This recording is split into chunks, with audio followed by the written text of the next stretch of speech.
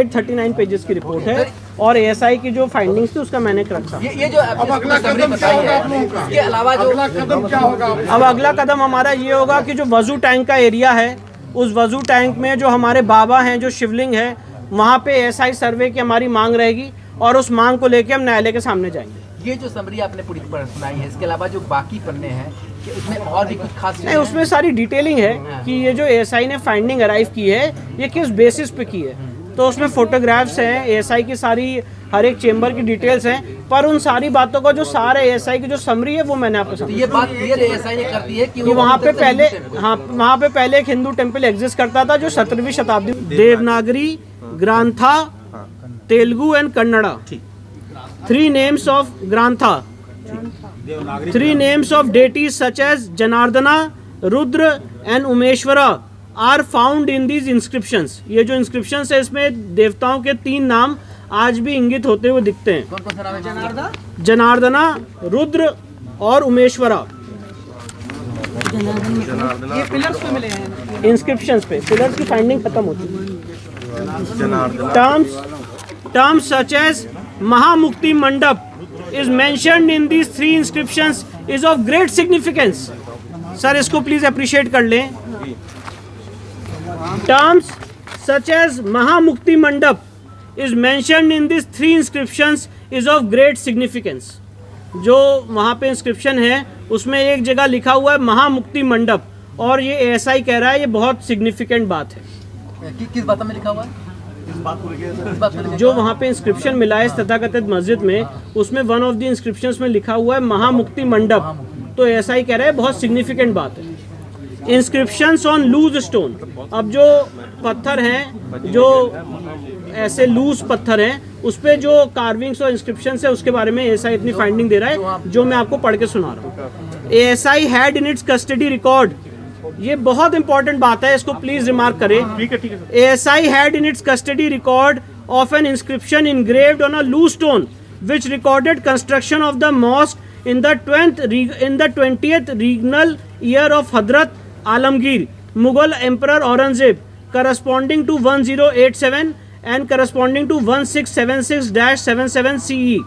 This inscription also recorded that in the year 1792-93, the mosque was repaired with sahan. The photograph of this stone inscription was recorded in ASI records in the year 1965-1966.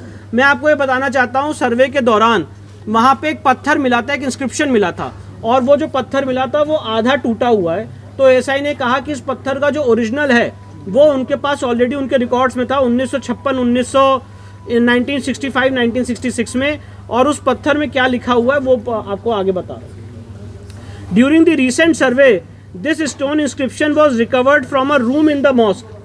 सर्वे के दौरान ये जो वहाँ पे inscription था उसी mask के room से मिला। However, the lines related to the construction of the mosque and its expansion have been scratched out. जो मॉस्क बनाने की और उसकी रिपेयर की बात थी, इस इंस्क्रिप्शन से उन लोगों ने उसको मिटा दिया है। This is also brought out by the biography of Aurangzeb, Majlis Alamgiri, which mentions that Aurangzeb issued orders to the governors of all the province to demolish the schools and temples of infidels। और ये जडूनाथ सरकार की finding को ASI ने rely किया है और 2 सितंबर 1669 को बताया गया कि विश्वनाथ की जो मंदिर है वो ढहा दी गई। तो एएसआई ने यहाँ पे जडूनाथ सरकार की फाइंडिंग को रिलाई किया मजलिस आलमगिरी की। बताया तो सर 1669, 2 सितंबर 1669। अब उसके बाद सेंट्रल चेंबर और जो मेन एंट्रेंस है उस पर जो एएसआई का कंक्लूजन है वो मैं पढ़ के बता रहा हूँ। This temple has a big central chamber and at least 1 chamber to the north, south, east and west respectively. Remains of 3 chambers to the north, south and west still exist, but the remains of the chamber to the east and any further extension of it could not be ascertained physically as the area is covered under a platform with stone flooring. Central chamber of the pre-existing structure forms the central hall of the existing structure.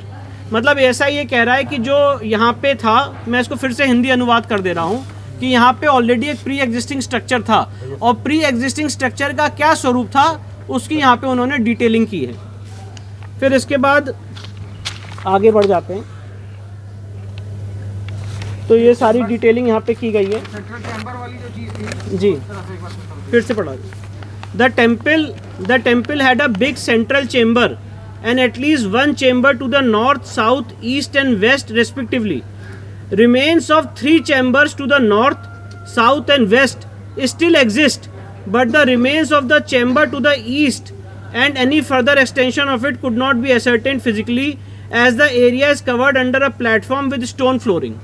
Hindi में इसको थोड़ा सा विस्तार। मतलब ऐसा ये कह रहा है कि जो सेंट्रल चेम्बर है उसके वहाँ पे एटलीस्ट एक चेम्बर है उसके नॉर्थ में, साउथ में, ईस्ट में और वेस्ट में, और उसमें से जो रिमेन्स हैं 3 चेम्बर्स के वो आज भी देखे जा सकते हैं नॉर्थ साइड में तथाकथित मस्जिद के, साउथ में और वेस्ट में, जो आज भी एग्जिस्ट करते हैं। पर जो बाकी रिमेन्स हैं वो इस समय नहीं असर्टेन हो पा रहे हैं क्योंकि वहाँ पे एक प्लेटफॉर्म स्टोन फ्लोरिंग की गई है। वो सेंट्रल चेम्बर हुआ जहाँ जी पे असर्टेन सेंट्रल, नहीं हो पा रहा। जी ये सेंट्रल चेम्बर और मेन चेम्बर की बात हो रही है। सेंट्रल और मेन चेम्बर में असर्टेन नहीं हो पा जी। रहा, बाकी सब जगह पे असर्टेन हो पा जी जी was decorated with carvings of animals and birds and ornamental torana. The large arch gateway had another smaller entrance. Figure carved out of the small entrance has been chopped off. A small part of it is visible as most of it is covered with bricks and stones and mortars which were used for block the entrance. फिर इसके बाद western chamber और western wall के बारे में जो SI ने finding दी वो बता दो। Eastern half of the western chamber still exists, whereas the superstructure of the western half has been destroyed.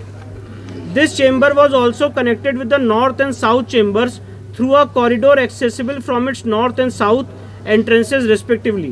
Remains of this corridor in the northwest side came to light on removal of garbage and debris. The western wall of the existing structure is the remaining part of a pre-existing Hindu temple. ये बहुत महत्वपूर्ण finding है SI की। SI ने कहा है कि जो पश्चिमी दीवार है इस तथाकथित मस्जिद की, ये पार्ट है एक प्री एग्जिस्टिंग हिंदू मंदिर का। मतलब एसआई ये कह रहा है कि जो पश्चिमी दीवार है ये पश्चिमी दीवार एक हिंदू मंदिर का पार्ट है।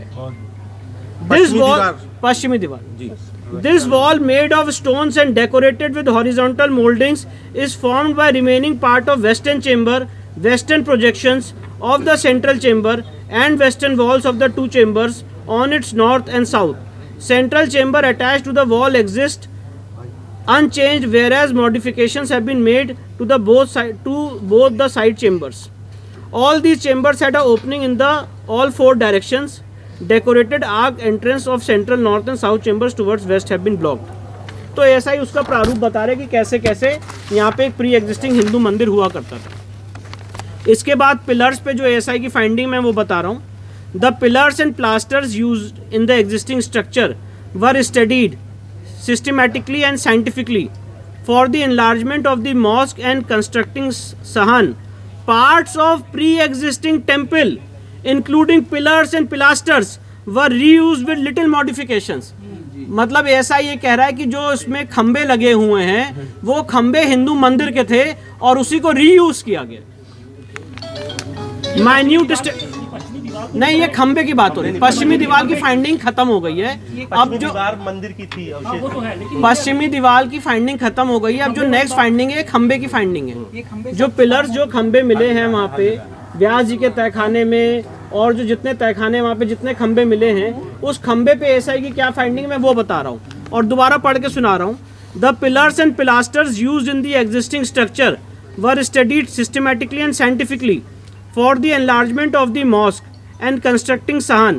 Parts of pre-existing temple including pillars and pilasters were reused with little modification. मतलब जो हिंदू मंदिर के खंबे थे उनको दोबारा इस्तेमाल किया गया कुछ मॉडिफिकेशन करके। Minute study of pillars and pilasters in corridor suggest that they were originally part of pre-existing Hindu temple. For their reuse in the existing structure, Vyala figures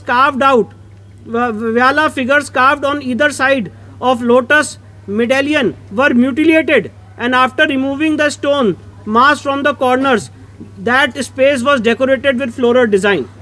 This observation is supported by 2 similar pilasters still existing on the north and southern wall of the western chamber in their original place.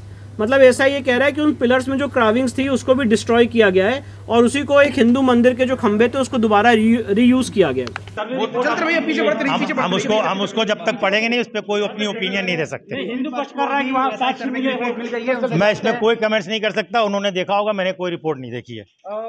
जो उनके दावे हैं कि report में काफी हिंदू साक्ष्य मिले हैं, इस बारे में मैं अपनी कोई राय नहीं दे सकता, इसलिए कि मैंने इसको पढ़ा नहीं है, अभी मुझे नकल मिली है, मैं घर जाके पढ़ूंगा, कल इसके बारे में कोई बात होगी तो कहूँगा। तो अभी उनके सारे दावों पे क्या कहेंगे? उस पर कोई कमेंट्स नहीं है, उनके किसी दावे की में कोई सच्चाई नहीं, उस पर कोई जो तो जवाब नहीं दे सकते।